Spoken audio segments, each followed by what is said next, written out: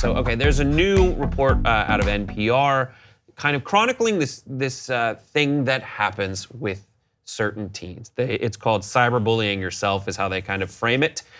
They say that during the stressful teen years, most adolescents experience emotional highs and lows, but for more than 20% of teenagers, their worries and sad feelings turn into something more serious, like anxiety or depression. Studies show that 13% to 18% of distressed teens physically injure themselves via cutting, burning, and other forms of self-harm as a way to cope with their pain. But there was one example of a teenager who she set up ghost accounts on Instagram and posted mean comments about herself, saying things like, "I think you're creepy and gay, and don't sit next to me again." She said these things because she feared being mocked by her peers. She thought their teasing wouldn't be so bad if she beat them to the punch. And then from a statistical standpoint, the article says, according to a survey published late last year in the Journal of Adolescent Health, teens are bullying themselves online as a way to manage feelings of sadness and self-hatred and to gain attention from their friends. For the study, 5,593 middle and high school students from across the US, ages 12 to 17, completed a series of questionnaires that asked about their experiences with digital self-harm and cyberbullying. What do you guys think about this?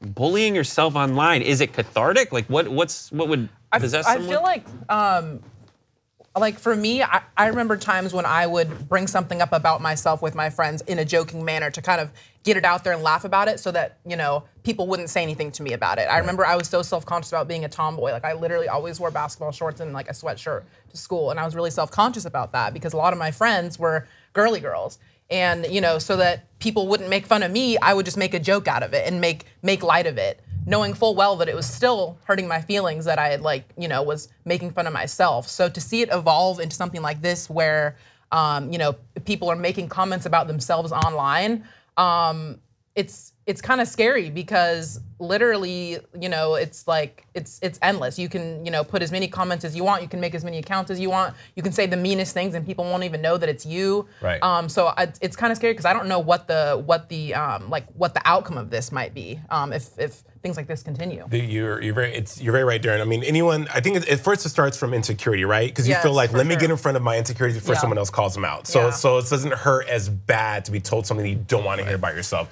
Great point too. Where does it end? Back in the day before social media, there was a time where you saw maybe a student or a friend that was going down a bad path, and you could intervene. You could see that because the only interaction you have with this person was face to face. Yeah. Now online, anonymity. There's so many ways of getting around that, and I think a lot of it has to also do with the lack of interaction with adults and parents in these kids' lives too. I'm not saying that that they have bad parents. It's just kids are more intelligent and find newer and more covert ways to get things done than they did before. I know I was completely guilty of saying, "Oh my gosh, I have acne. Yeah, you guys see it?" So no one else will call it out. There's an episode of The Office where like that's something that he teaches Michael so that he doesn't have to be so insecure when they roast each other. I get that. It's strange. It's a cool tactic, I think, to do that in person so people realize that you have a sense of humor about yourself. I think it's interesting and it takes the teeth out of something other people could say. There's an extra layer to it to do it anonymously on comments online because then it just seems like someone's going after you. I don't understand that psychology behind it. It's sort of the line between self-deprecation and self-ridicule, and how do you balance those out, especially in such a pivotal time in kid's life, like being a teenager, where it's just like you're the most sensitive and the most hyperly aware of everything that makes you different, which you hopefully will come to learn is what makes you really special and a lot of why people like you, but you want to point those things out. When I was reading through the article, it made me start thinking, okay, so you post these anonymous comments that are to yourself, from yourself, but what if a non-anonymous account from a friend of yours likes that comment? You know how you can do that on Instagram? Like, oh, imagine the dig that would take, where it's like you said something about yourself, and like agree. Then someone you actually know, people you actually know, are like, LOL, that's true. Like that would hurt for me more than saying something to myself just to hear friends agree. And I think what the article also said was that they also post these comments to see if their friends are gonna come to bat for them and be like, no, don't say those things about them, as sort of like a test to see, who's on your side and if people are gonna interject if they feel like something's happening with you. which again is like an unhealthy way to like see if your friends are actually your friends. Yeah, and this happens and people do it in relationships. It was like, I was just testing you. No, don't do that test because the other people might be going through their own insecurities. Exactly. And because of that, or maybe they just didn't see it. You're setting yourself up for some terrible things. Relationships between friends are difficult enough to navigate without putting these kinds of artificial tests in, because then you're kind of instigating a problem in the relationship and in the friendship.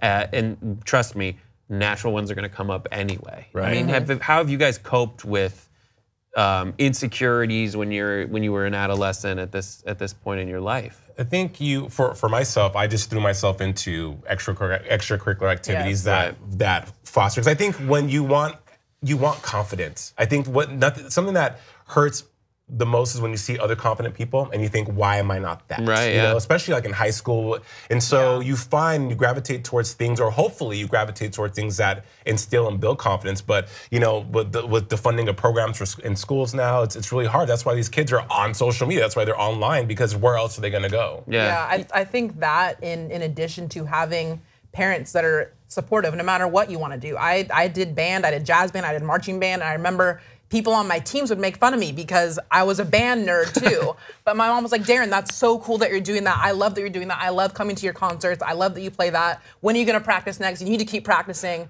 So I think in addition to having those extracurriculars, you know, available, having a parent that's there that's being like, that is awesome that you're doing that. Or having friends. What did you play? I played tenor saxophone. Good for you. Yes, Good for you. Yeah. My wife was in marching band. Yes. And she it was so fun. She goes right into it. Like she has that full move on, roll steps, and like when I see her do the turn, it's kind of cute. I don't know if this is trite to say, but I know for me, when I was going through some stuff, writing it down, whether it was like in short stories or songs or diaries, or just creating something, whether you're painting, just creating art. If you're creating an account, an entire like ghost account, and you're writing these things, like you obviously have some sort of an outlet that you're searching for, and it can be found in a much healthier way than just posting some hate about yourself. So I wrote a whole bunch of, and there's a journal somewhere, and sometimes my mom will call me and be like, did you want these emo songs? Like burn them. Yeah, like I'm like, Please burn them. And I just wrote all this just like sad metal lyrics, like, Mom, don't even look at that. A mix between writing it down and like having supportive parents. My brother's friend, he would call his mom when something bad would happen, and his mom would be like, she'd be like, you know, Tom Johnston put, you know, said bad things about. She'd be like, how do you spell Johnson? And his mom would just write it down in a book. And just like the specter of mom tracking people in a book, it was amazing.